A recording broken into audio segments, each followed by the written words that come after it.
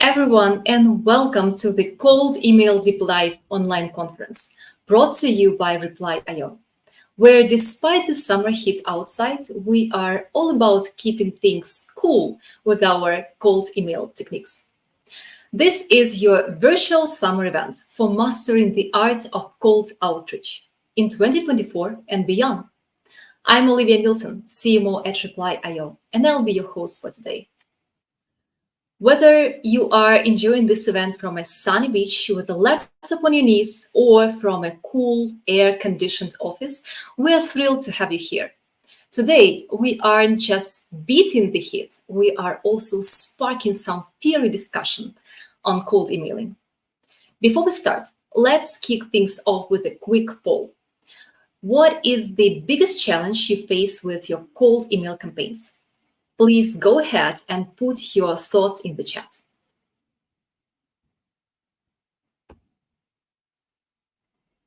And our agenda today is packed like a cooler ready for a summer picnic. We are going to chill with the latest trends, freeze the old myths, and melt away the obstacles in your cold email strategies with the insights straight from the pros.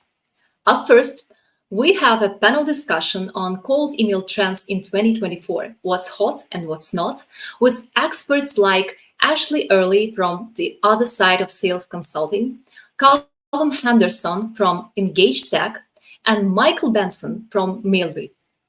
Following that, our very own VP of Growth, Vlad Oleksienko, will dive into the rise of AI SDR, redefining cold outreach, which is as cool as finding an ice cream truck where you at least expect it.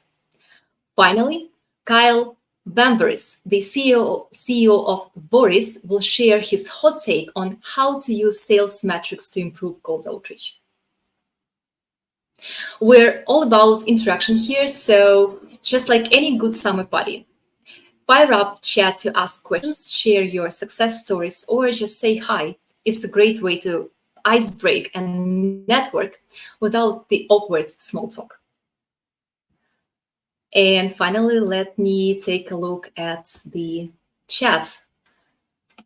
Thank you so much. Fantastic input. High bounce rate, reply rates, generated interest, creating effective copy, getting email flagged. Oh my God. Okay. Thank you so much. We will be sure to address this throughout the day. Now let's dive right into the panel discussion on the cold emailing trends in 2024. What's hot and what's not? And I'd like to introduce our expert speakers. Ashley Early, CEO at the other side of sales consulting. Callum Henderson, CRO at Engage Tech. Michael Benson, founder and CEO at Mailread. Hi, and thank you for joining us today. Thanks for having us. Yeah, thank you. Glad to be here. Cool. So let's kick off with the first question. What new trends you are seeing in cold emailing in 2024, and what is there anything that stays the same?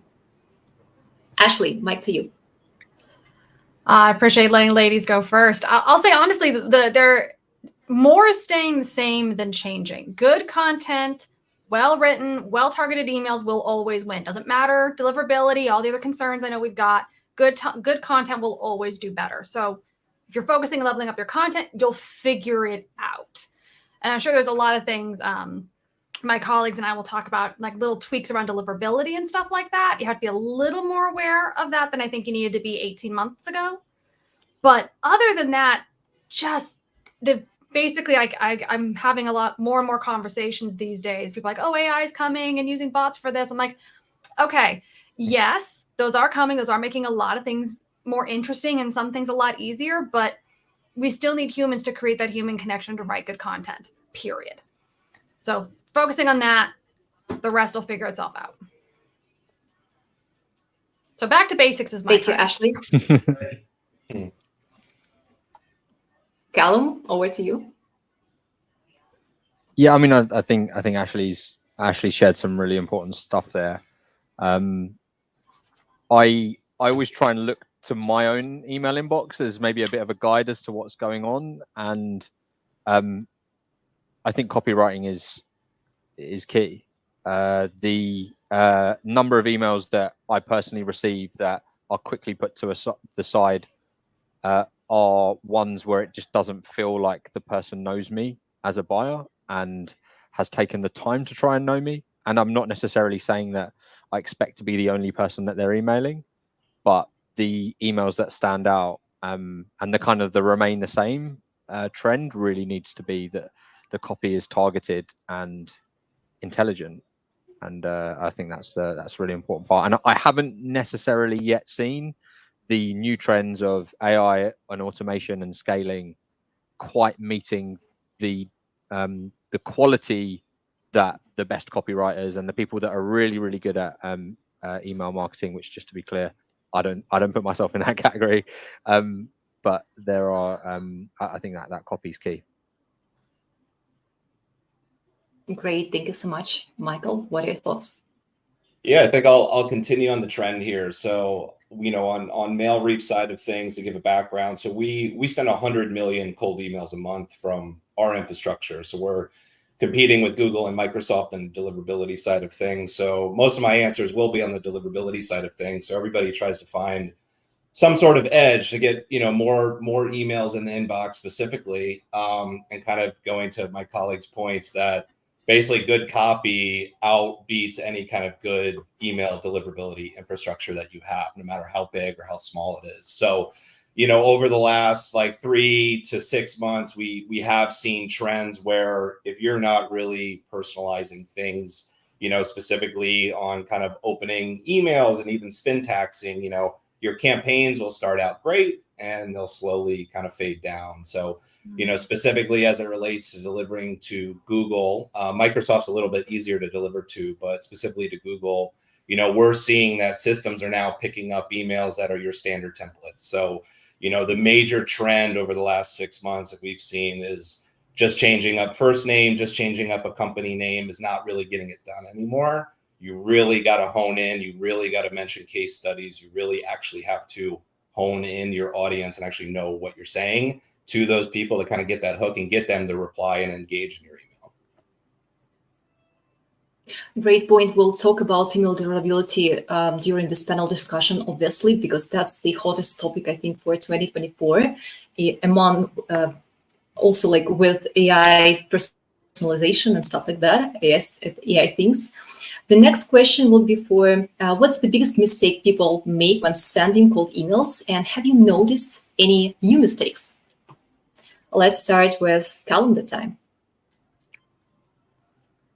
Yeah, I was trying to think of something on this that I feel is really, really actionable for someone to make an adjustment around. And it's reflected in perhaps some of my own mistakes early on in looking at email as a channel to engage buyers. A lot of what we do as an organization is quite focused on cold calling. We do appointment setting, and one of the things that we're talking about to our reps is to talk about a big ask, which is when you get a buyer, try and get a meeting with them. Try and close for that. And I think the mistake that I see people make on email is trying to take what happens on a call and reflect that in the ask in an email. And I think that making the call to action something much smaller in email is a better way to go. For example, can I follow up with something a little bit more? For example, are you open to me sending a video as a follow up to this, or open to learning more, rather than do you want to give up 30 minutes? And I think, yeah, the mistake I'm going a long way around calling out is that the asks are often too big. Great point. Ashley, what about you? I love that. Actually, very similar. I was going to say, I think a lot of people get confused on the purpose of a cold email. They think the purpose of a cold email is to book meetings. It's not. That's a happy side effect. The purpose of a cold email is to get a response. You just want to get a response. If that response is, yes, I'll take a meeting, fantastic. You skipped a couple steps. Very, very few people are going to be willing to give their most valuable commodity, their time, to a stranger off of a couple sentences. So if that's your metric for success, you're kind of screwed. Instead, focus on just trying to get a response. Is this interesting? Is this relevant? Are you the right person to speak with? Would you like some more information? Just get them to engage. And then once they engage, then you build the trust. It takes 1 or 2 more email exchanges. Then you've got the meeting. But now you've got a meeting with someone who's truly engaged and ready to enter the buying process versus someone who is saying no to a meeting right now because they didn't actually read your email. So that's another thing I'll say too, is going for interest, going for a response. Also is a bit of a pattern interrupt. Again, I love, Callum, you mentioned using your own inbox as a bit of a bellwether for what's going on. I do the same thing. 80% of the cold emails I get are saying, hey, can I get 30 minutes of your time? My answer is no, I don't know you. So unless you make a really good argument initially, I'm not going to give a stranger my time. But I will tell someone, yeah, send me some more information. Hey, I'm curious about this. Hey, let me do a little bit more, and then say yes to 30 more minutes. So that's a big thing for me, I think, is make sure you know what your goal is. Your goal is to get a response and then shape that response into a meeting. If you do that, you'll get far more people engaging, far more people responding. Will some of them not take a meeting? Absolutely. But you will end up with more total meetings than if you just go and ask for a meeting right off the bat. That's actually a great point. I would like to add my 5 cents here, because one of the greatest follow-ups that I got was a follow-up from an agency. And the whole idea was to actually send me some industry updates, some Google latest, stuff that they just rolled out for everyone, and stuff like some recent SEO things that I need to consider for my SEO strategy. So it was so helpful. And they were like, okay, so like, we are here to help. We are, just let us know. We are able to pick it up from any point. And I really like that. It was really helpful. So I got value before we even start to collaborate. Yeah, if I can give you a fun analogy, I tell people all the time, whether it's cold calling or emailing, I tell them, imagine you're going to a bank and you're opening up an account. You go to a bank, you open up an account. The bank isn't going to give you $5,000. You have to put $5,000 in first. Building relationships with prospects is the same way. You have to give them some value before you make the ask of, hey, can I get some time?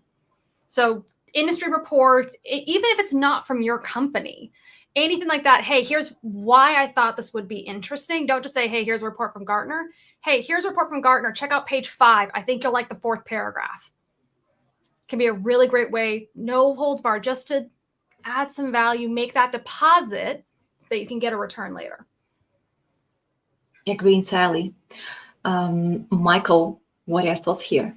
That awesome points all around. I think one thing to note as well is a lot of people send almost too many follow-ups. So, as it relates to deliverability, typically if you get the first email in the inbox, maybe even the second one, as you get kind of towards the 3rd or 4th, even with these awesome kind of tidbits of industry information, it's very likely those kind of follow-ups are going to go to spam. So if you are sending a lot of follow-ups, try to space it out over a longer period of time and try to build that relationship. And if you can even in your sequences almost time it with almost industry relevant timing. So, we actually generally say to send one initial email, one hyper targeted follow-up email that actually adds value, and then maybe a 3rd, these kind of 4th through 7th follow-ups of, hey, just bumping this up in your inbox, or did you see this? Like, let me know either way, or, the 1, 2, 3, let me know your option. A lot of these tactics that did work a long time ago just don't work now. And over time, it actually hurts your kind of initial emails to other prospects. So we always say, really hone in on kind of that first initial, a follow-up that's relevant to that first initial, and then try to recycle them later if you can't actually get them on kind of those first initial hooks. Don't necessarily send 7 follow-up emails. In sales in general, they always say there's between like 8 and 12 follow-ups lead to a meeting or a sale. Yes, that is true, but try to layer on multiple channels. That's why Reply is one of the better tools out there in the market, specifically to hit in multiple areas, not just on cold email. So. Is what you're saying there that there is some part of the those kinds of follow-ups that just aren't landing with buyers now, which means they're more likely to mark you as spam, which means that the exactly. net new emails that you send in future, like there's a degradation there. Yeah, exactly. So, as it relates to Google or Microsoft or even, custom kind of spam filters, right? That initial email, if you have a clean infrastructure and an amazing kind of customized email, that's going to generally get in the inbox. But if that person barely interacts with that email, barely replies to that email, and also other emails connected to that network, you have to remember, as it relates to deliverability, when you're sending an email, it's not just that one box to that one person, it's an entire network as a whole. So if you're just kind of peppering in more emails and it's basically going to the abyss and those prospects aren't totally following up, there's a balance between trying to understand, trying to save your deliverability on these mailboxes that you spent so much time setting up and nurturing, on the flip side of getting those replies. So there is a balance. So yes, you still might get positive replies on a 5th or 6th email. And there is data to prove that. You really do want to try to say, okay, what's that balance between deliverability and actually kind of getting positive replies? And you also have to remember, if you're just kind of spewing a bunch of just generic follow-up emails, a lot of them are just going to just really hurt deliverability and not really kind of get you over that hump. Can I ask a follow-up here too? Sure. Sure. Because we're dealing with the same thing, and it's interesting because I've noticed with a lot of my clients I've been working with recently that their reply rates kind of do almost an inverted bell curve. Yep. Really good at the top, and then they kind of drop them on, and they get great again at the end. But our theory has always been that's happening, and I'm seeing this across, I don't know, I probably looked at 4 or 5 at least in the past month, I've looked at, I think 10 different outreach gong sales oft instances across a bunch of different clients, from 2 people to 50 people. Right. And pretty much all of them have that inverted bell curve. But what our theory has always been, the issue in the middle is might be some deliverability stuff, but we've also been noticing, especially now we're into summer, the impact of people being out of office. Because if you send that great meeting, you send that great, initial thing to someone, it's July. Don't send anything to anyone in France. They are not answering right now. That's right. Right? But even in other parts of the world, people go out of office for a week or 2 at a time pretty regularly. So you have to make sure you spread these out long enough. So the context behind the question is, what are you seeing in the data is like the optimum length of time for those maybe 4 or 5 touches layered in with LinkedIn and phone and whatever else? Sure. Yeah. And I mean, you also have to remember everybody is checking their email. So even that initial email, if people aren't following up or like not getting back to you, they still have seen, oh, it's Mike at Mail Reef. Like it's in the back of your mind. And so, yeah, that bell curve you're talking about, we see it as well. We ultimately tell clients almost like, we really mainly look at it as a deliverability thing. So kind of in that abyss of what you're talking about on the bottom, you're really affecting your mailboxes. So, on that tail end, it's a matter of if you can almost survive that middle, then you can like keep going on that back end. But the having a proper spacing is good too. So if you're always layering on initials and getting that positive feedback loop while also managing follow-ups on the back end and kind of that abyss, you can kind of keep going. So, typically what we'll see is, an initial follow-up maybe like 3 days later, but then like, even for our campaigns, like we'll actually kind of circle back 4 months later, and it's mostly to actually preserve deliverability. But at the same time, they're like, oh yeah, like this person is already been on my radar. I thought about this for the most part. So, and I would also even look at the data on those kind of tail end where they go back up. It's like, what was different between that end and that middle? Because ultimately, it might just be this time of year around summer, but if that's helpful. Thank you so much for the questions. I think that's the right time to dive into email deliverability. So 2024 and Google policy updates, what are your proven ways to maintain deliverability and still be able to scale outreach as a reliable channel? Michael, let's start with you this time. Sure. So right now there's just like a lot of talk of, we're kind of in this new and up and coming space of like email infrastructure as SMTP senders, and some people are thinking kind of Google and Microsoft are slowly trying to block boxes more, and they're kind of on to cold emailers as a whole. There is some truth to that, but ultimately what we have been seeing is people are diversifying through multiple email providers to almost like weed out and get real hard data on saying, is it the mailbox? Is it my copy? Like, what is it? And so that's kind of one thing that's been, I would say, fairly new over the last 6 to 9 months. As it relates to deliverability, specifically having, very, very custom open lines of, either using AI or, we even see teams, by hand specifically looking up and writing out these one-liners. having that and then layering in spin tax, basically together is what we're seeing work extremely well across all kind of email infrastructures. I mean, even in some cases where mailboxes and things are on blacklists, even having such amazing copy and personalization is really helping. And also, like, the best way to look at it is like you don't want any, like, if you look at a template, you don't want it to look like a template. Like, you have to almost think in layers of like, wow, can I get my spin tax to like 10,000 plus different variations? And then once you have the spin tax, then you also want to layer in like your own legitimate hyper personalized text that can either be driven through AI enhancements through reply, or the kind of that handwritten kind of personal note. And what would you use for the spin tax part of that?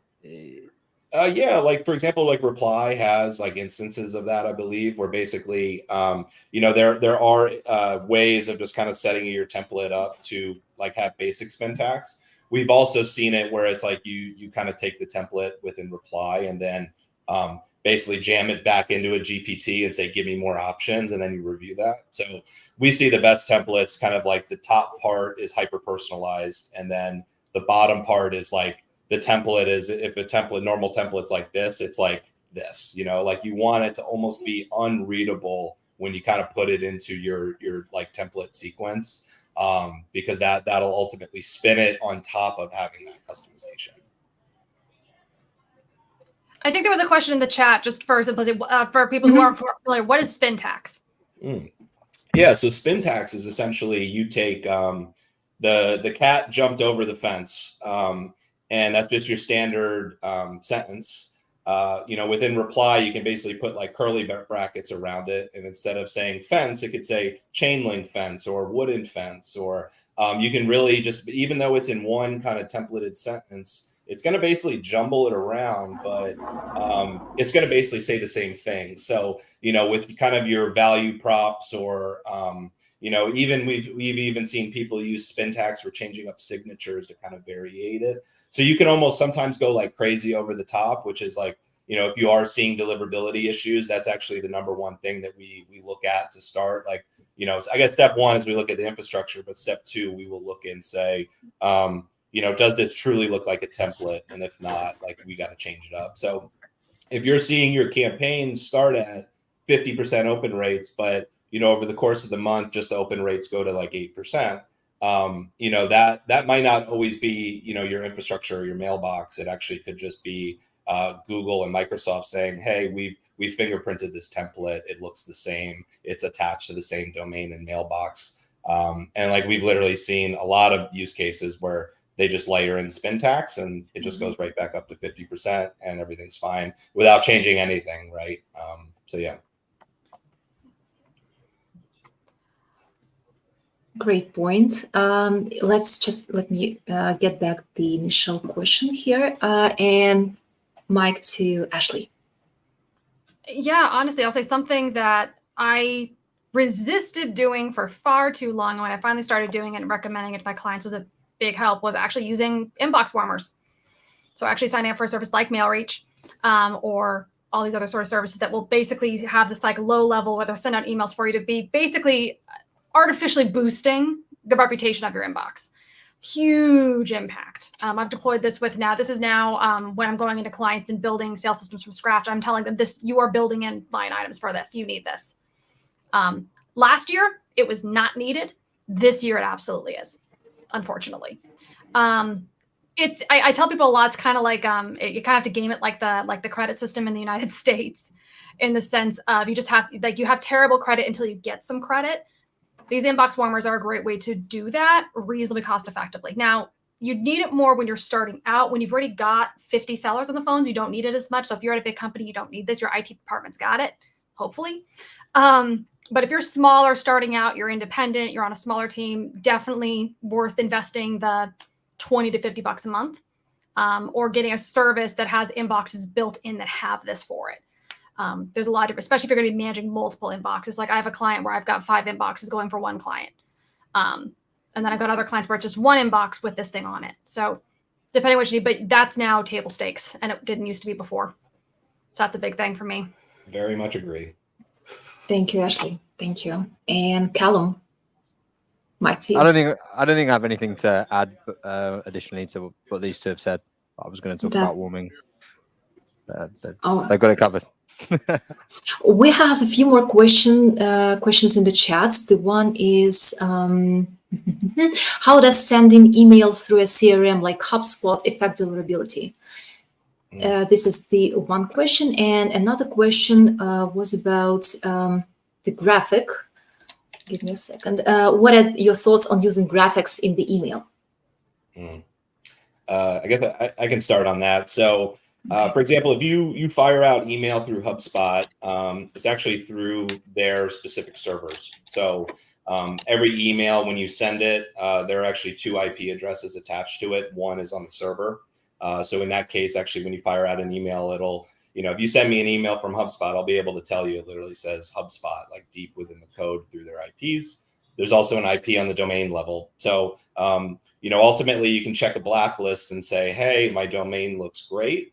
But if you fire an email out through HubSpot, it's very likely that that server IP will actually be on a blacklist. So you have to really uncover things. And actually that's what we deal with at MailReef. We actually replace the server level and manage it for you so that you can basically bring in your own domains, spin up mailboxes automatically. For example, you can spin up 100 mailboxes in no more than 15 minutes. Part of the reason I'm on this call today is we have a brand new integration with Reply. So ultimately, HubSpot, you're sharing IP reputation with everybody. So, if you send 100 emails and I send 100 emails, it's very likely it's coming from the same HubSpot server. So even though you're on different domains, you're sharing reputation. So, and sorry, what was the other question? I think it was related. That was about using graphics in the email. Sure. Yeah. So as much as you can avoid no graphics, not as many links. So you at least to start. To start. Yes, exactly. Yeah, that's a good point. It's for example, an initial email, if you send a Loom video or even a YouTube video, you're going to see half the deliverability that you would. I tell my clients no images, no links in the first email. Maybe in the second email include a link, no images until third or fourth. And that's once people hopefully are engaging. The one exception to that being if you've got a bomb GIF, can work really well. And we all know what I'm talking about. I'm not talking about a reaction GIF. I'm talking about like some product shot. I recently started using an inbox management tool and they got me off the GIF. Like literally it was like, oh, that's really cool. I want that. You got something like that, that's different. But no, yeah, when you're including it, it is going to drop the reply rates. And I am curious too. I got a question for it because since we have the expert here, sending emails through HubSpot or Salesforce or whatever, is that different than sending through a tool like, depending on how it's set up, I know, Outreach, SalesLoft, stuff like that? Because I know with those, you can customize the server a bit more. Yeah, I mean, ultimately, there's this huge misconception in cold email that, for example, people, say, hey, what tool is better for deliverability, right? They'll say, hey, is Reply better than X, Y, and Z, right? In reality, every single cold email tool in the entire world has no effect on deliverability when it's sent out. So comparing to a HubSpot, though, when they actually own the physical server that's firing out email, that's where they start to get into the world of like, hey, we own the server, we're affecting deliverability. So say you take for example, like, the SalesLofts and like some of these higher enterprise tools of the world, where they say, hey, like hook up your custom infrastructure.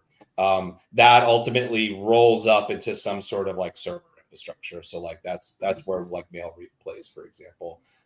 So for example, if you sync one mailbox that's Google to all 5 different tools, people might say, hey, one tool is better than the other, but something to also remember is every single tool tracks opens slightly different. So you can actually never truly compare apples to apples between one sending tool and another. And so that's why a lot of times people kind of go down these rabbit holes of saying, hey, this is the best tool for deliverability, but in reality, it actually all rolls up to the email provider. If that's helpful, if that answers your question.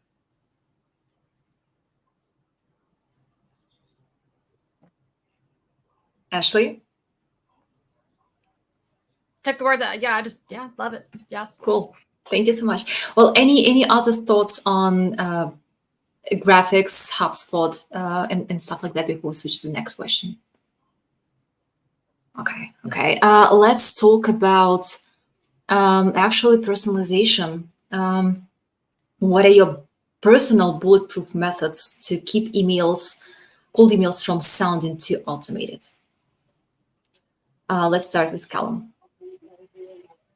I think I said earlier, like, just try and make the reader feel like it was intentionally sent to them and as close to like them alone as possible. And I think that one of the ways that becomes a little bit simpler is by being very strict on focusing on quality rather than volume. And I think a lot of definitely a lot of the LinkedIn dialogue on emails and just, I think prospecting generally is just about how does this scale and how do we do it at a much larger level. And I think particularly if you're starting out and building these skills, focusing on a very niche single offer proposition to start with as you build up some knowledge is really, really important. I think that would be my view. Keep it simple, focus on quality, and make the buyer feel like you're talking to them and as close to them alone as possible. Thank you. Ashley, back to you. So there's a couple things here. I think one, I don't recommend that people hyper personalize more than 10% of your emails. And when I say hyper personalize, I mean custom writing more than half of it. Now, we were talking about writing good hooks and making sure that the first sentence is interesting. That's just kind of common sense. But what I recommend to my clients is the majority of your emails do what I call targeting. So it's not personalized, it's targeted. So I can send this email because it's well written to, CIOs who CIOs in tech who are series B and C. That's going to be a list of maybe 1,000 people. But those 1,000 people I know really well. So I can make it look very personal to them, but I'm using it a lot. Right? So that's what I really recommend kind of doing. We talk about getting specific with like personas. And it's not just CIOs. It's CIOs of this size companies in this industry. And then adjusting, okay, CIOs in bigger companies, they're going to get different messaging. Slightly, but it matters. And I will say too, ChatGPT, whatever you're using, can be great for helping you get initial copy and picking up on those nuances, asking it, how can I phrase this differently? What do you suggest? The big thing I recommend is edit what copy it gives you. Anyone who works in ChatGPT or these things can spot in 3 seconds if you didn't. And it's the sort of thing, once you start playing with it, it's like seeing behind the curtain. It's like, oh, you wrote this using a bot and you didn't edit it properly. Yikes. And every industry is using this, so we have to be a little bit better. But 2, asking it to give you versions. Callum, you mentioned that earlier. That is like number 1 tip, and then you can pull different versions in. But also, I use it more to help make sure that my thinking is straight. So making sure I've got like my different avatars, my different personas really well dialed in. And then that's how I can kind of keep things from sounding too automated, because this email could only go to 1,000 people. That's pretty personalized, but you consider there's 6 billion people on the planet. Or we have to 8 billion. I've lost track. We've got too many. That's a great point around AI. So, I guess we've been talking about AI a lot. It's great to leverage it. GPT is an amazing tool. GPT also came out with a tool that says, hey, in one line, we're going to give you a thumbs up or thumbs down to say, is it GPT or not? Basically, as a way to kind of control all this chaos that's going on kind of in this new implosion of AI. So, that's why we've seen a lot of success around, kind of everything that everybody said now, but around kind of using AI and just general concepts into just like parts of the email or just like specific variables. So, what generally the way that we look at cold email is like, we've seen it in a couple of different ways work well. We've seen like really big emails work well when it's extremely like hyper personalized. And like to kind of what you mentioned before of the only to 1,000 people where it's like as spot on as possible. If you are reaching out to a much broader audience, say your TAM is multiple millions of people and like you don't know where to kind of start, you know, you pick one segment, but keeping it super short and straight to the point, but having some sort of hook where it's like, oh wow, these people, one, not only know what they're doing, but it's like extremely relatable to me. And some easy ways to do that are almost saying like, you know, we talked about case studies, but almost actually like referencing competitors and things like that. You know, where it's just like, hey, we've done this for X, Y, and Z client. You know, in a similar space, it really like adds a lot of value there. So. Great points. Thank you so much. Basically, I need to mention that our expert team right now in the chat answering questions there. So please proceed asking them. Sorry. Yeah, what? Sorry about that. I did see a quick comment on warming. Sorry about that. Yes, you know, yes, of so, course. Go ahead. just a super quick background. So Sure. I actually created the world's largest email warming network about 3 years ago and sold that company to private equity. It's still one of the biggest in the world today. It's called Warm Up Inbox. It's a great solution. It's very popular now that people are saying like warming is hurting deliverability. I'll just leave it at the point of if that was true, the warm-ups, like basically every email and every warm-up network in the world would fall all at once. So instead of hearing kind of sprinklings of, you know, 1 or 2% of the world saying, hey, warming is impacting deliverability, or I got on a warming list, you would actually see 90-95% of the world, you know, getting hit at warming with that. So sorry for interrupting. No. That's you know what, deliverability is really like really the hottest topic in 2024, and I'd like to mention that later in September, we at Reply will hold a conference on email deliverability. So please stay tuned. We'll be definitely inviting all of you guys to again learn from the best, learn from the experts, and nail it down. Deliverability is the key, actually, like deliverability content, all this stuff. Like it's super important to get those open rates and reply rates. But Can let's one more thing sure. just about HB's comment there. The other thing too, Sure. I think this is important to mention. Michael, Callum, myself, Olivia, we are all experts at what we do, and at the same time, that does not mean that everything that we say is right for you, right? So for every 100 people that use mailbox warming and it works, there's going to be one person it doesn't work for some various reason, or there's going to be other things in play. My tactics on personalizing versus targeting might not work for you because you have a very narrow audience you have to go after. So you have to personalize everything. Test everything we're saying. Take everything with a grain of salt. Test it for yourself. We do not have all the answers. We just have different answers, and you still need to go and test it for yourself. I think that's what makes prospecting fun. It's all about finding the right combination of tactics and tricks and just to build connections. And that's going to look slightly different at every company, with every salesperson, with every product. Great points. Great points. Agree here. And I think we have time for just last question. Let me put it here. What one piece of advice you'd like to give to someone new in cold emailing? Ashley, let's start with you. I think the biggest thing that I wish I had figured out earlier, and I work with people the most on to try and shift their mindset around, is nobody cares about what you want. So I work with people a lot on striking out phrases like I'd like to meet or what I'd like to do. They don't know you.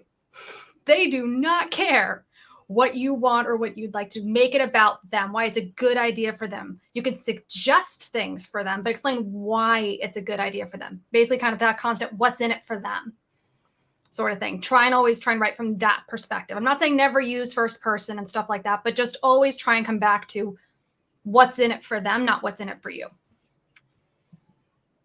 Michael? Yeah. So, I mean, especially when you're starting out, you almost like reverse back into the math, right? So you say, wow, if I can get 1% of my industry, you know, this company is going to be huge.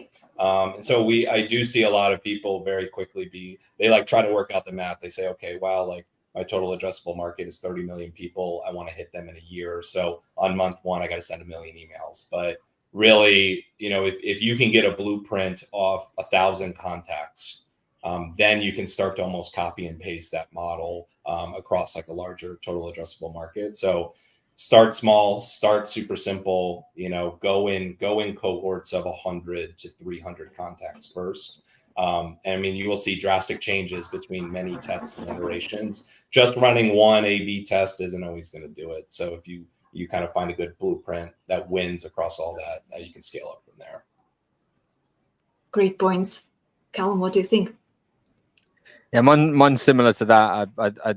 We got these questions in advance, and I just wrote 3 words, which is less is more when you're starting out. I think the reality is that I think the temptation to suddenly say I'm going to spray a load of stuff out here and hope that something sticks, and yeah, that maybe the speed to want to access that market can be difficult to resist, but make sure that you do. And yeah, you maybe hear from this call couple of experts on Michael's. Obviously, what was the numbers? How many emails are you sending a month? Like you built up to that. So, you presumably built up to that over a period of years, right? Like it's not like you did just start at that level. Yeah, a lot of people come to us actually. and we'll say, hey, how long have you been doing cold email for? They'll say, hey, we've been doing it about 2 months. And they'll say, hey, we want to send like about 1 million cold emails a day. And we're like, that math doesn't always work out. So yeah, so when, our system's sending over 100 million emails a month now, we actually force all of our clients to start small, find a blueprint. There are ways of really scaling out cold email in a very large way, but you actually, as a potential client, almost have to show us, and we kind of come back to you and say, hey, here's the proper way to do it. But there are some nuances to it. But if you can get it to work on one Google mailbox, then there is a way to scale up, but start small and then kind of go from there. Great points. Thank you. Thank you so much, Michael, Callum, Ashley. Thank you so much for joining us today and sharing all your thoughts and insights on such hot topics. Thank you. Thank you. Glad to be here. Thank you so much. And next up, I'm happy to give the stage to Vlad Oleksienko, VP of Growth, former SDR lead here at Reply. Vlad is one who set up the most of our cold outreach strategies over years, and he will be sharing his presentation on the rise of AI SDRs, redefining cold outreach. Vlad, you can take it from here. Hey everyone, hi Olivia, how are you? Okay, it's also great to be here for the second year. It's I guess our second cold email deep dive event. Love this topic, and in my opinion, cold outreach and cold emails is still one of the most important topics when it comes to cold outreach. And there are so many things we can improve, make better, and so on. Right. All right, so let me start sharing the screen. Here we go. Boom. So today I have an interesting topic called the rise of AI SDRs. In my opinion, it's one of the most hottest topic in cold outreach space this summer, and the competition is heating up, and there are new tools, and new tools are popping up out and here every few weeks, and it's awesome to see how this industry is changing. Again, super curious to see what's next in this space. So today we'll be talking about the rise of AI SDRs. My name is Vlad, and I'm growth lead here at Reply with SDRs background. Spent lots of time researching this topic, learning more about cold outreach, frameworks, outbound prospecting, things like that. So yeah, and as always, super happy to share my findings with you. Here's what we will cover today. We will talk about cold outreach trends in 2024, specifically AI cold outreach trends in 2024, and how AI will, change B2B sales space in the next 2 years or so. Then I will show you a quick Reply AI SDR demo. As always, it's going to be a bad presentation if I wouldn't share insanely useful pieces of content. So today I will have 3 insanely useful pieces of content related to cold outreach with you. And in the end, as always, gift for you. So stay tuned. Happy to share everything as a link for this presentation in YouTube chat section after the presentation. So stay tuned. All right, let's proceed. First of all, why it matters, why AI SDRs and why all those things matter. Here's why. Because AI market is keep growing. That's like for sure.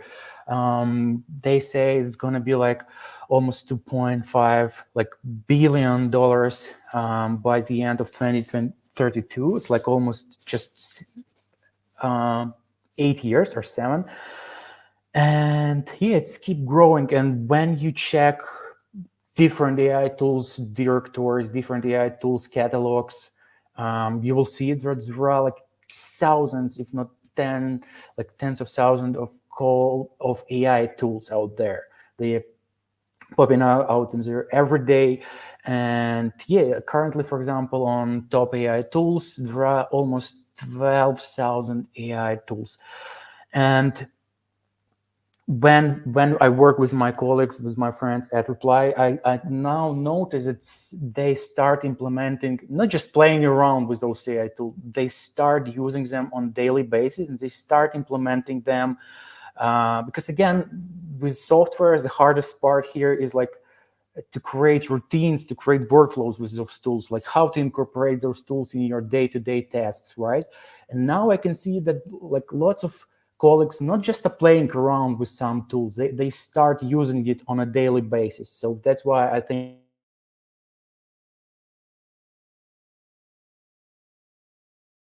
will make us more productive and more effective. And when it comes to AI tools and AI outbound, specifically AI outbound trends, here are some trends I can see. So first of all, as always, generative AI, probably one of the easiest ways to enter this space. ChatGPT made it super simple, super easy, because you just chat, you get what you want, and you have like instant results. So it's the easiest way to start creating some pieces of content, images, GIFs, whatever you prefer. So again, generative AI. And when I check our like corporate ChatGPT account, I can see that every day some of our salespeople are using it just to modify templates, to handle objections. That's awesome to see those use cases. Again, we discussed them before, straightforward as it is. Again, with email assistants like Jasper, Grammarly, it's easier to work in Gmail, improve your copies, improve your language, change formality, correct mistakes, and so on. Another like super hot topic again here is AI prospecting. Everything starting from gathering contacts, finding right prospects, creating personalized snippets, PS lines, intro lines, and so on. So those tools help you handle your prospecting infrastructure at scale. Again, some cool tools here are Clay, Persona, Airtable, Rose. Personally, I rely on Airtable. We can build bunch of workflows and personalization just having these spreadsheets on steroids. Now we have AI emails at scale with tools like SalesScale, Reach, Reply, Luna, and so on. And then currently we can see a rise of AI LinkedIn tools. So they can read your profile and they can just personalize your LinkedIn connection request, your messages, stuff like that. Bunch of great tools here like Prosper, Closely, Sally, LinkedIn CRM, and so on. So again, those tools are getting bigger as well. And then we can see a rise of AI videos at scale. Personally, I like 2 years ago, I thought it wouldn't be something cool, something big, because I didn't see a reason why we want to see AI generated videos in sales. But again, currently we can see like the rise of SenseSpark, HeyGen, ReplicaIQ, and even Loom added AI personalized videos. So for sales use case. So yeah, relying on those tools, you can just create a prompt, create a template, and then personalize your AI videos. Like just recording yourself once, and then they can just create hundreds of personalized videos, and then you can incorporate them into your cold email or cold LinkedIn touches and so on. And then we can see a rise of AI sales agents. Currently, there are 3 trends. For example, inbound AI SDRs with tools like Piper, Reply. So those are inbound SDRs. So basically website chat. You can feed them with your corporate knowledge, info about your company, your use cases, and then they will just handle responses. And then you can just create a call to action, book a meeting, create a trial, or just capture an email, and that's it. Then we can see a rise of, I would say, AI account executives. There's an interesting tool called Full Context. It allows to show you like a demo of your product without having an account executive. Again, it's just an MVP, but I think it's gonna grow as well. Why we should like spend time with AEs if we can chat to someone and they will show a demo based on our like tailored needs rather than what account executives want to show us, right? And the biggest trend, of course, AI SDR and AI sales agents with tools like Reply, 11x, AI SDRs, NEBs, and there are a bunch of those AI SDR agents out there. And yeah, it's cool to see how this space is growing. So again, those are the most interesting and I think the most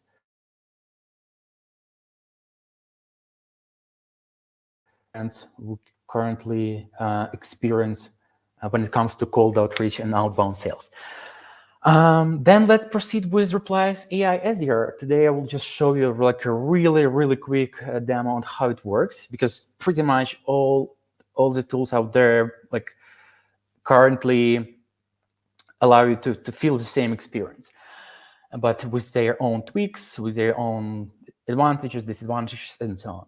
So the first step, when you log into your Reply account, just click AI SDR on the top menu, and then you will have this experience.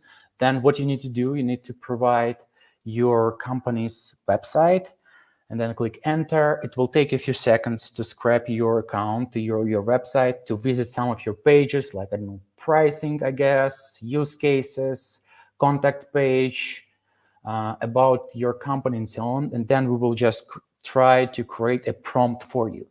But instead, of course, you can fill these fields on your own and be more specific and more targeted. Again, in my experience creating those AI SDRs for the last 4 weeks or so, I can definitely say that the more precise your prompt is, the better. So I highly encourage everyone to spend more.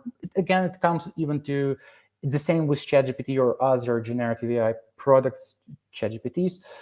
So basically, the more time you spend on like creating your prompt, the better outcome is. So again, just understand your RCP, narrow down your RCP to one industry and one vertical. So my recommendation here is to have one AI SDR for one industry and one persona. For example, at Reply, we target VPs of sales, SDR leaders, founders, recruiters, sales agencies. So you can create one AI SDR for all those personas and all those industries, but it won't be that effective because you can't explain your product, your services, your offering for all industries, for all verticals, because use cases are different. So in my experience, it's better to have one AI SDR again for one industry and one persona.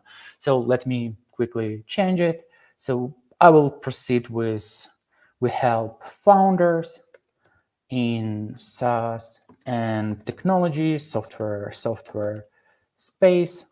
So I'm now specific on my ICP, founders in SaaS and software space, and then we have a specific use case for them, how we can help them get more replies and book more meetings. And then again, you can book more meetings using different ways, right? It could be ads, it could be community, it could be email marketing, social media, and so on.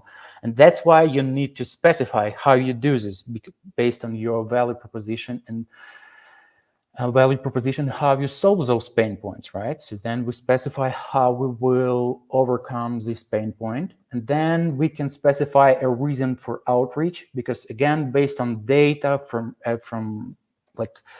analyzing millions of cold emails, we know that the best emails always have a reason for outreach.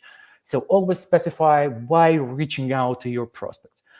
For example, it could be a case study, it could be trigger-based, something like trigger-based for, I don't know, they are hiring new salespeople, they're increasing their headcount, they're like changing their strategy, I don't know. So you name those triggers, and then click next. We will generate ICP for you. It will take some time. I will modify it because sometimes it doesn't work properly. I will change it to computer software, I guess. Computer software, no, software development. Then I check my persona, completely wrong here. Entrepreneurship, and let's say operations. So again, I target founders of tech companies. Okay, pretty good here. Let's target smaller accounts, for example, save and apply, and then you will get like a preview of contacts based on this filter. It will take some time. Why? Because we pull data in real time, so we don't use, for this specific use case, we don't use like outdated databases, so you can be sure that contacts are like real and they work at those companies. And more importantly, our bounce rate will be something between 1 to 3% in most cases. So again, you can just preview those companies, those accounts, click next, and then our sequence is ready to go. On like for an average experience, we will generate 5 steps, but in my experience, it's like a lot. What I'm gonna do here, I will just remove some steps and add them as A/B test for my follow-ups, just to see what works better, and I will remove it. Boom, and add a variant. I will remove it. I will also change some delays. If needed, I can add other types of steps I want for this sequence. I can add my own templates. I can change everything. I can even regenerate the whole sequence, and then click next, boom. Then I check my inbox. I can connect my LinkedIn. I can check general settings. When it comes to creating one AI SDR, I will encourage something like 50 new daily contacts, 70 number of emails per day, delays between each email like 2 minutes. Then you can choose matching email providers and same domain contacts per day, save, boom, and save and launch. And then that's it, you're ready to go. And then AI SDR sequence will start pulling, will work as in an evergreen mode. We will pull contacts and add them to your sequence every day. It's going to be 100 contacts per day. So there is no need to worry about adding contacts manually, uploading CSV files, and so on. So everything is like streamlined and automated. As always, I guess I'm out of time. As I promised, here are a few bonus pieces of content. I have created this guide on how to create an AI SDR with way more like technical things and suggestions and like important tweaks on how to improve your results. Number 2, if you want, you can create additional cold emails for your AI SDRs. And I created a guide on how to create really cool cold email templates with AI. And again, if you don't trust AI, you can read our ebook on how to write unignorable cold emails. So and then you can just add those templates to sequences on your own. So again, 3 pieces of content: how to create an AI SDR. I think number 2 you will love, because I think this tool and this like workflow on creating email templates will be the last thing you will ever need on creating email templates. And gifts for you.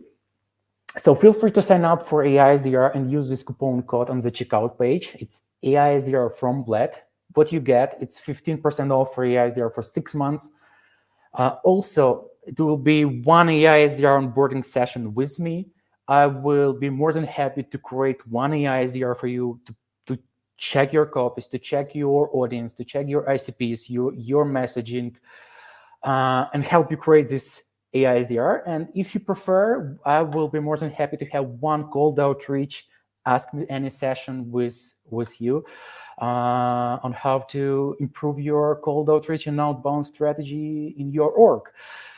So yeah, again, use this coupon code AI SDR from Vlad. Let's stay in touch. Feel free to contact me for more details if needed. More than happy to connect with you on LinkedIn. And as always, thank you. Hope you enjoyed the presentation. Thanks. Vlad, thank you so much. Thank you for sharing the insights. And see you in the next webinars. Now we are pleased to welcome Kyle Bamveris, CEO of Voris, to speak with us today. Kyle is an expert in sales strategies and will share his insights on using sales metrics to improve cold outreach. Kyle, mic to you. Awesome. Thanks so much, Olivia. Well, I'm excited to jump in, everybody. We are going to be talking about how to be more data-driven with our cold outreach.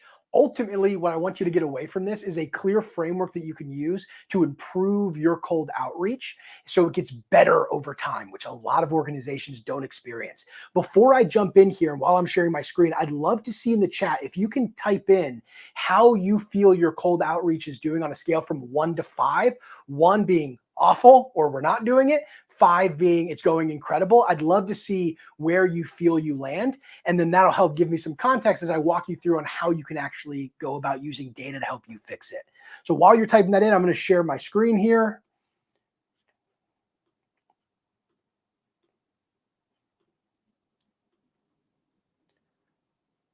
All righty, here we go. So, okay, we got a 3.5 and 8. On a scale from 1 to 5, you're doing incredible. 4, 3.5, 3. Great, another 3. Okay, awesome. So you feel like you're doing it okay. Well, this is going to be perfect. We have 1 in here. What you're going to find is that data will be the difference between having an okay cold outreach approach and having a fantastic one. Because like I said earlier, your cold outreach should be getting better over time. And I'm going to show you how to do that. And I'm seeing we have some 2s come in here, 2 and 3. Okay, great. Let's jump right in and let's start talking about how to use metrics to improve cold outreach. Before I do, let me give you 3 bullets on who I am for those of you who just have no idea and you've never seen my content before. My name is Kyle. That's a good place to start, I think. I've worked with over 70 B2B software and service companies, helping them build a repeatable sales process. What you'll learn about me is I take a very data-driven approach when it comes to building repeatable sales processes. I've written 3 Amazon best-selling books. One's on cold outreach called Cold to Committed. The other one is on how to lead sales development teams. That's called the Sales Development Framework. And then the third and most recent one is how to build a repeatable sales process called 16 Steps to Repeatable Sales. I've also helped our clients sell over 100 million in software and services. Of our venture-backed customers we've worked with, they've raised over 280 million. And I've personally trained over 1,000 salespeople. I started as an SDR. I've been in just about every position in sales you can. So I've been on the front lines trying to close deals. I've also been in board meetings while things are going great, and I've been in board meetings while things are going definitely not great. So I have a lot of context when it comes to running these organizations at a pretty large scale. Now, there's 3 poisons that I see time and time again that absolutely destroy sales teams. I call it the 3 poisons of sales teams. You need the context of these 3 poisons because building a function to do your cold outreach requires you to avoid these at all costs. And the first one is reps. The individual reps on the team don't know what they have to do to be successful. They're sitting in the seat. And if there some of you reps, if you're on this right now, go ahead and type in the chat if you've ever felt like this, where you just don't know what you have to do on a daily basis to actually hit your quota. And this can become really disheartening for a rep and for leadership, because the second poison is leadership doesn't know how to use the data that they're getting from that team, those metrics, to help the team succeed. So they don't know, are we not succeeding because of the rep? Is it us? Is it our lead list? Is it our marketing? Is it our messaging, how we're positioning ourselves? Why are we not succeeding? And that becomes very difficult when you don't know why you're not getting the traction that you need to get. And then finally, The third poison is there's a culture where poor performance is tolerated. Because you don't know why things aren't going as well as you'd like them to go, it's very difficult to turn things around, and you start accepting the performance which isn't up to the standard you need it to be. And I'm not saying that this is something super bad that you are doing. You just don't have the clarity you need in order to hold the team accountable to what you need to hold them accountable to, because there could be a lot of things that aren't going well.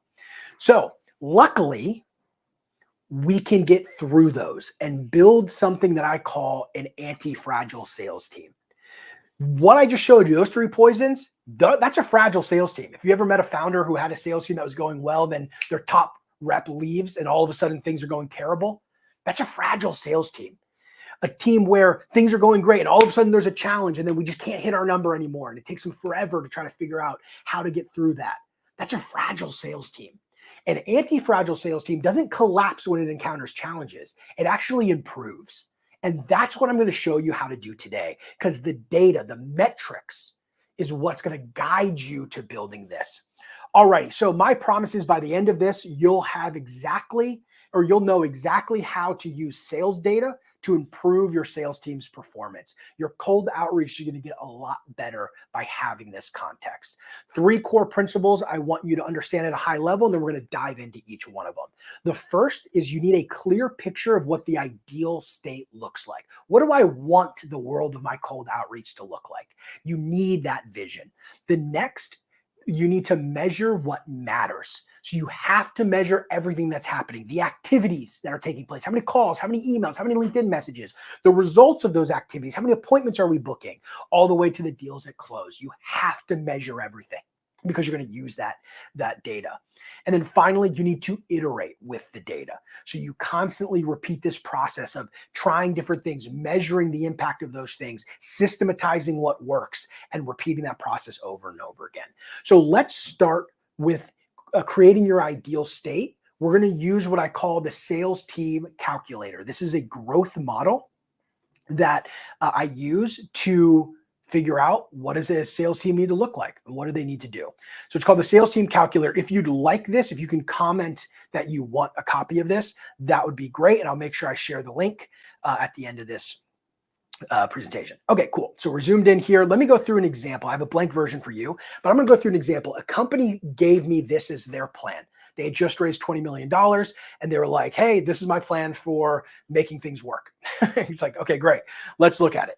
They told the board our revenue target was $2 million. We're going to build a sales team. We're going to add 2 million in ARR over the next 12 months.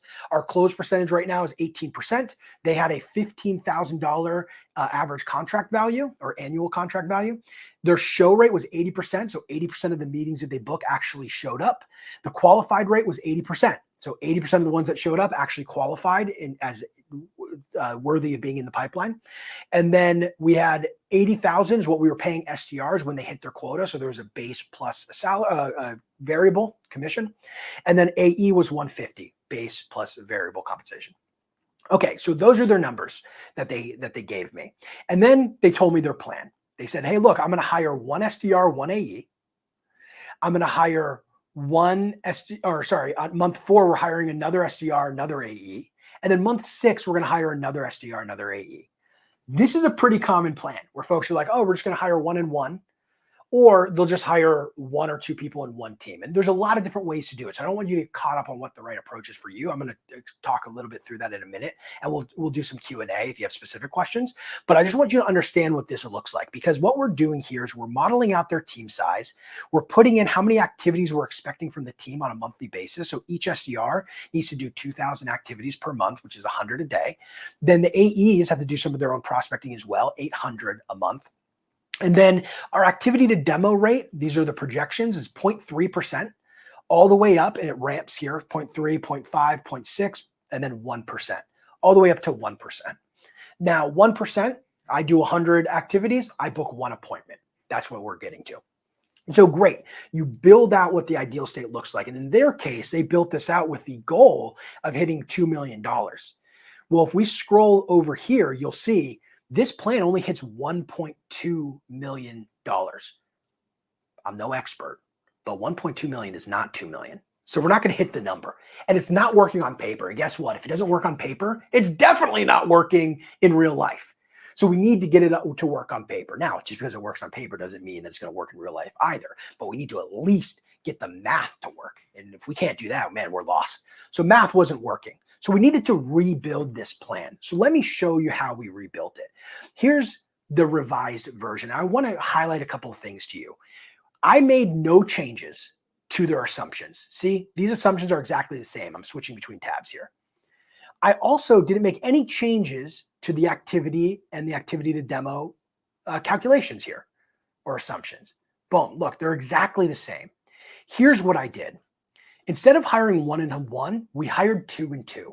So 2 SDRs and 2 AEs. This company raised like $20 million, somewhere around there. Don't quote me on that, but somewhere around $20 million. Big part of that was to build this team. We need to invest $2 million in new ARR. That's a big number. You're in the big leagues. We need to hire, right? So hire 2 and 2. I love hiring 2s, by the way. And then in month 3, we added 2 SDRs, not AEs. No AE hire. Month 6, we hire another SDR and another AE. So that gets us to a 5 and a 3. Guess what happens when we did this? You look at the bottom right, kept all assumptions the same, just hired at more people at a different frequency, and we hit that $2 million target. Well, great. But I'm not claiming to be a genius, because I'm sure a lot of you are watching this and saying, well, yeah, dude, of course you did. You hired way more people and faster. You hired 8 people instead of 6, and you hired them a lot earlier. So you're spending a lot more money. Here's where it gets interesting. If you look at example 1 here, if we scroll to the bottom, you're going to see this is our cost of sale percentage. So cost of sale here, I'm just going to go to the last month, 40%. So that means 40% of the revenue this team generates just goes to paying their salary and commission. Doesn't include payroll tax, doesn't include software spend, servicing the customer, whatever it is. Doesn't include any of that stuff, just base salary plus commission on these sales. 40% of that revenue is going to the sales function. Well, what about in the new example where we hired more people and we hired them faster? It's 33%. It actually went down. So how does that happen? How do we hire more people and faster, but we spend less per sale? The answer is rep distribution. It's a different team design. What we did was we hired more SDRs. We pay SDRs less than we pay account executives. We get more meetings for the account executives so they can focus more on closing. This is the efficiency that you get when you split the team. Now, I'm not saying everyone should split the team. That's definitely not what I'm saying. But what I am saying is in this case, that distribution of SDR and AE makes a big difference, and you need to be thoughtful of those things. So again, first step here, you need to model this out for yourself so you know what the ideal state is. So you know, hey, I need to get to a 1% activity to demo rate or whatever you need the percentage to be in order to hit the revenue target that you're setting for the team. So that's the first step here. So let's go back to our presentation. So that was ideal state. Now it's about measuring what matters. And what we're going to do here is we're actually going to break down the metrics you need to be tracking and how to identify which metric you need to focus on improving. So let's go to my trusty sales metrics analyzer. I can give you this as well. Just comment, let me know. Okay, so what do you need to be measuring? And just in the sake of time, I'm going to go a little bit quicker here. Activities, cold calls, cold email, LinkedIn messages. All of our activities need to be tracked. Engagements, people who answer the phone, people who reply to an email, people who reply on LinkedIn. Appointments, how many appointments did we set per channel? Then deal stage 1, of the appointments we booked, how many of them actually made it to deal stage 1? How many of them made it to deal stage 2? How many of them made it to deal stage 3? You'll have your own names for these stages, and you might have more than 3. You need to be tracking all of them. And then how many of them made it to deal stage 1? When you're tracking all of that, what you can then do is see what is our percent between each. So it looks like 10% of our activities resulted in engagement. But of those engagements, those email replies, those LinkedIn replies, cold call, people who answered the phones, right? That's an engagement. Only 3.1 of them actually lead to an appointment. So if this is my team, I'm going, gosh, we need to get a lot better on our cold call conversations or our email messaging, because we're just not converting very many of the people who actually reply to us. So they've seen our messaging, they've heard our messaging, but it's not resonating with them. So that's where I would focus for this. You create a hypothesis around that and you say, hey, we're going to make these changes and we're going to measure the impact on the engagement percentage, right? Engagement to appointment. Okay, great. Now we can actually start making some progress because we're not going to be focused on our connect rate. We're not going to be focused down the line because we know the actual problem is our engagement to appointment rate. So then we have appointments to deal stage 1, 76%. And then we have deal stage 1 and deal stage 2 at 46.2%. That means about 54% of deals drop off between deal stage 1 and deal stage 2. Gosh, that's a lot. Why? Why is it happening? Is it a qualification issue? Maybe we need to be reaching out to more qualified deals. Maybe it's the sales rep. They're not booking the next meeting on the meeting with the prospect. Right? So you need to start to think, why could this number be what it is now? And then work to improve that metric. That's really the key here. So in this case here, we might train all of the AEs to not book the next meeting over email, and instead book the next call on the call with the prospect. We might improve our follow-up process so we have less people not showing up to the next meeting. That's how you would work through this. And again, you pick how you plan on improving the metric, you roll it out to the team, and you measure the results. And then the final thing I'll leave you with when you have all of these metrics is you need to be looking at this at a team level, but also look at it on an individual level. See what the reps individually are doing with their metrics. Because what you might find is Sarah has a really high engagement to appointment rate on cold calls, a low one on email. And then James is the inverse. His cold call conversion is very low, but his email is really high. You can learn from the top performers in specific metrics and roll out their process to the rest of the team to lift, what is a high tides lift all boats? Like you want to lift everybody up by systematizing what's working. You can only do that if you can identify why it's working. And you can only identify why it's working by knowing it works in the first place by tracking this stuff. Okay. So it's very important that you have these metrics. All right. Well, let's tie this all into a bow here. Go back to my deck. Okay, why does this all work? A couple of reasons. One is you're going to understand exactly where the bottlenecks are. The data sets you free here because it says, hey, this is preventing us from hitting the numbers that we need to hit. So you're going to be able to identify exactly where the bottlenecks are. You'll have a clear idea of your team's performance at each stage of your entire process, whether it's cold email, cold LinkedIn, cold calling, whatever it is.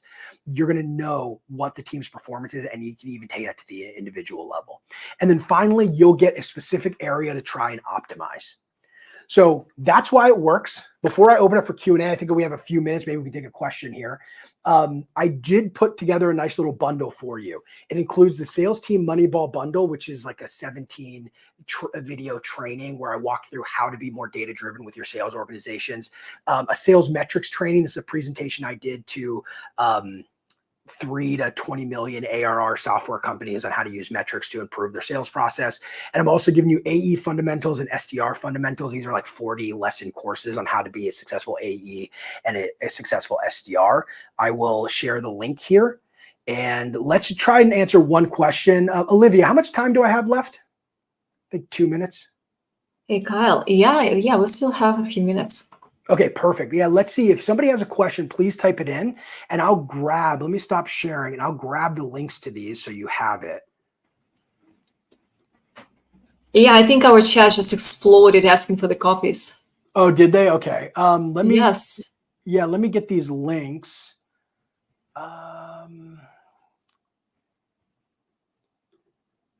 Okay, I'm kind of... And if you guys DM me on Instagram or LinkedIn, I can also grab them for you. But let me give you the calculator. I accidentally X'd out of the other one. So just DM me on Instagram and I'll send it to you. Okay, we got a question come in here. When utilizing CRMs, how can you analyze this data in HubSpot or Salesforce? A couple of things on this, and I'll go real quick here. First of all, you need to be tracking all of this in the CRM. So it's as simple as making sure that calls are being logged there, emails are being logged there, call outcome is being logged, and then you're tracking lead statuses. Outside of that, what I want to make sure that everyone takes away here is I like manually tracking the SDRs activities on a daily basis. At the end of the day, I want the SDRs going to a dashboard in the CRM, writing out how many calls they made in a spreadsheet, how many people answered the phone, how many emails they sent, how many people answered or replied to an email, how many LinkedIn messages you sent, how many people replied, how many meetings did you book, how many meetings were scheduled for that day, and how many meetings actually showed up. At the end of every day, they're doing that. It takes them 5 minutes. And the reason why I want that is 2 things. One, I can do a bunch of cool calculations in Excel quickly, and I'm not limited to having to like work through a tool. Even though I think you should build this out in your CRM too. The second reason is why you do this, even if it is in your CRM. The second reason is it gets the reps to own their data. Your conversations with your reps should be around, here are your metrics. Here's what's preventing you from hitting the income goals that you have. Let's talk about how we can fix this metric together. When you have the data and the reps take ownership of that data, it has a huge impact on their performance because it demystifies the entire thing. So use the data and have them manually fill it out. I have an SDR tracking sheet that I have to pull. Again, DM me like SDR tracking sheet or something, or reply.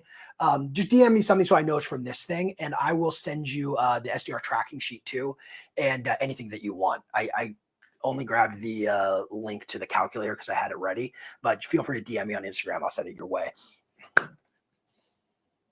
I think that's it. That's it. I thank you, and thank you personally for joining this event. Kyle, your input, your insights, and basically those templates and calculators, it feels like a presence for everyone, because it just helps to, as you mentioned, demystify the whole process. And that's so much important to bring this it doesn't have to clarity be to everyone. complicated, but you have to Sure. look at the data. That's so many sales teams run around blind because sales is a very emotional part of the org, and they have its own little subculture, right? So we go, oh, we need more training. We need more this. Let's change the script, right? And it's just, okay, fine. I'm totally okay to do that. But if we have our eyes closed and we're throwing darts, how are we going to hit the board? We're not. The data takes that blindfold off, and you can see exactly where the bullseye is, and you can make bets on where to throw it to try to hit that bullseye. And you need that visibility, and it doesn't have to be complicated. I just showed you a very simple way of doing it. And if you want to get crazy and super nerdy, we can, but at least do the basics, because it's going to help you so much when it comes to systematizing your process. Great advice. From everyone on this event and from this chat, thank you so much, Kyle. Everyone, please DM Kyle on all those templates and calculators and cheat sheets, everything that can help you build your cold outreach team and improve the process. Thank you so much, Kyle. Thanks for having me. Talk soon, everybody. And thank you all for joining us today and for sticking with us till the end. We really hope you've enjoyed the event and been able to get a few ideas to implement within your team. We will be sending the links to replays and all the materials that were shown during this event. So the slides, hopefully the materials from Kyle, and those that Blunt mentioned in his previous presentation. So please stay tuned and keep an eye on the email. Thank you.